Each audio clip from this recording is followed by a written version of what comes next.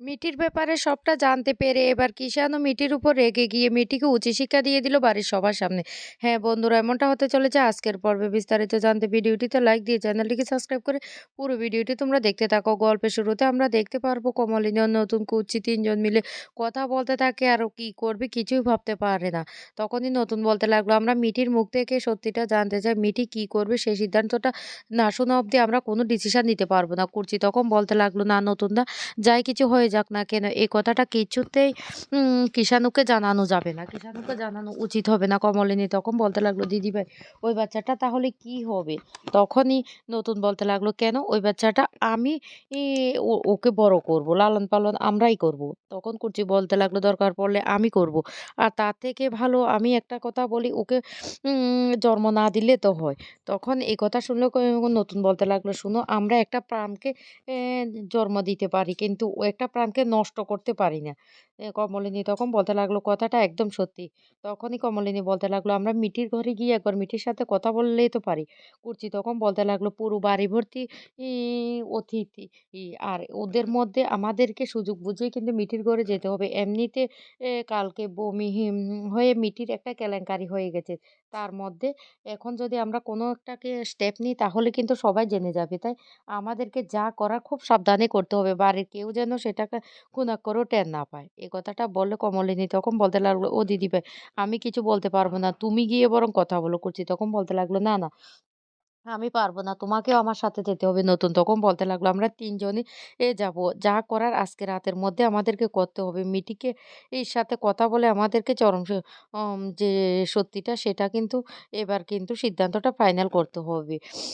তখন কমলিনী খুব কান্না করতে থাকে আর বলতে লাগলো, আমার এই মেয়েটার জীবনে যে এত বড় দুর্বিষহ নেমে আসবে আমি কোনোদিন ভাবিনি, কোনোদিন ভাবিনি। তখন কুচি বলতে লাগলো, দিদিভাই এতে কি মিটির কোনো হাত আছে তুমি বলো? মিটির হাত আছে এতে? মিটির তো কোনো হাত নেই। তাহলে? তাহলে তুমি কেন এভাবে কান্নাকাটি করছো? এটা তো যেকোনো কারোর সাথে করতে পারতো।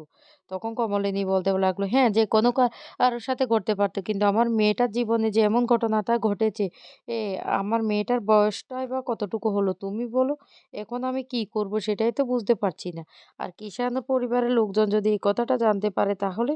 কুর্চি তখন বলতে লাগলো, ও বৌদি ভাই আমিও তো সেটা নিয়ে ভাবছি। হ্যাঁ, কিষাণু যদিও এটা মেনে নেয় তাহলে ওর পরিবার কেন মেনে নেবে?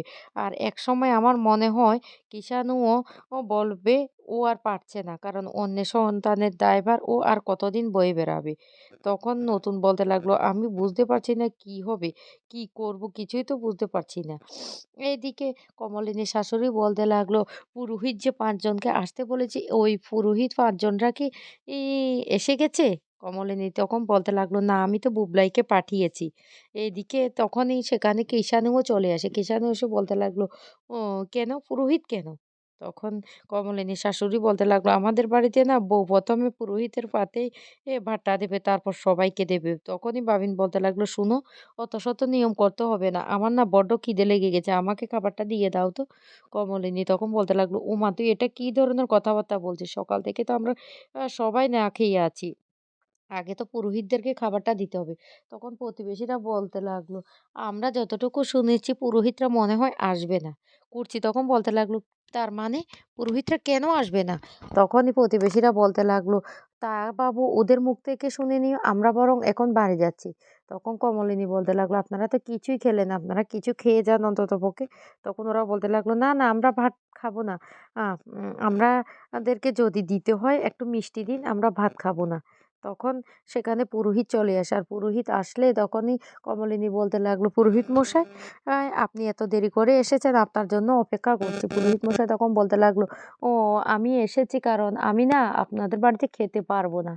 তখন নতুন বলতে লাগলো, আপনারা আর বাকি ৪ জন পুরোহিত তারা কোথায়? তখন বলতে লাগলো, তারা আসতে পারবে না, আমাকে বলেই দিয়েছে। তখনই কমলিনী বলতে লাগলো, কেন পুরোহিত মশাই আপনি খেতে পারবেন না কেন? তখন বলতে লাগলো, আপনাদের পরিবারের যে ঘটনাটা হয়েছে না, সেই ঘটনার জন্য সবাই সিদ্ধান্ত নিয়েছে আপনাদের বাড়িতে কেউ আর কোনো খাওয়া-দাওয়া এমনকি জলও স্পর্শ করবে না। আপনাদের মেয়ের সাথে যে ঘটনাটা ঘটেছে। তখনই কিষাণও বড্ড রেগে যায়। রেগে গিয়ে বলতে লাগলো, আপনি কি বলছেন? আমাদের পরিবারের মেয়ের সাথে? ও! মিঠির গায়ে একটু কাদা ছোড়াছুড়ি হয়েছিল সেজন্য? ওটা তো ধুয়ে ফেলেছি। তখনই পুরোহিত মশাই বলতে লাগলো, "শুনুন, আপনাদের মতো আমরা না এত আধুনিক হতে পারলাম না। আপনাদের বাড়িতে যদি আমরা এখন খাই, তাহলে আমাদেরকে সমাজে আর কারো বাড়িতে পুজো-আচ্চা করতে দেবে না।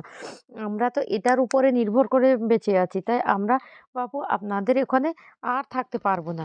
এই কথাটা বলার সাথে, সাথে তখনই কিষাণু বড্ড রেগে যায়। রেগে গিয়ে বলতে লাগলো, "আপনারা কি করে এই কথাটা বলতে পারলেন? আজকে যদি আমাদের বাড়ির মেয়ে না হয়ে আপনাদের বাড়ির মেয়ের সাথে এই ঘটনাটা হতো তাহলে আপনারা কি করতেন বলুন?"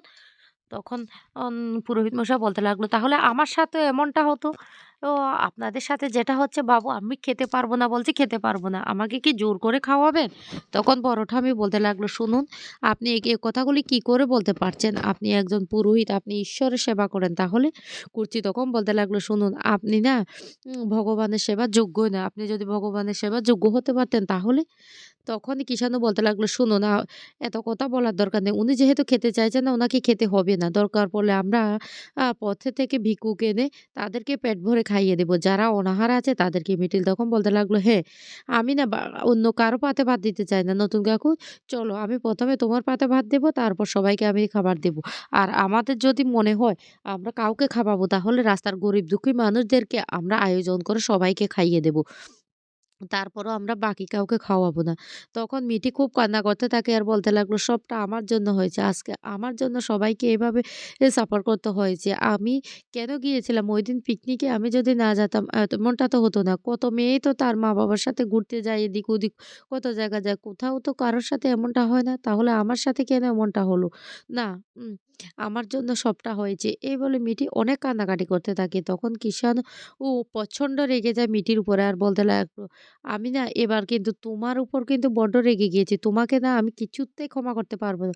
তুমি কেন কান্না করছো? কেন তুমি কান্না করছো?" বর্ষা তখন বলতে লাগলো, "এই মিঠি, তুমি এভাবে ভেঙে পড়ো না তো কি হয়েছে? তোমার সাথে এমন একটা ঘটনা হয়েছে তার জন্য কি তুমি দায়ী? তুমি কেন কান্না করবে? তুমি কেন নিজেকে দায়ী করবে?" তখন কিষাণু বলতে লাগলো, "তুমি নিজেকে কেন দায়ী করছো? কেন এমনটা দায়ী করছো?" তখন মিঠি বলতে লাগলো, "তুমি জানো না আমার সাথে ঠিক কি হয়েছে?" তখন একথা বলে কিষাণু বলতে লাগলো, "কি হয়েছে?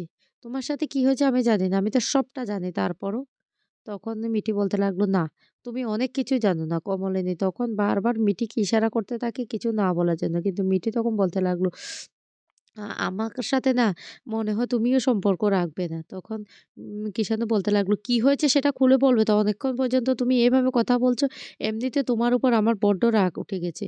তখন অ কুর্চি বলতে লাগলো, "এই কিষাণু, তুমি এইভাবে ওর সাথে কথা বলছো কেন?" তখনই কিষাণু বলতে লাগলো, "শুনুন পিসিমণি, বারবার ও এক কথা বারবার বলছে কেন বলুন তো?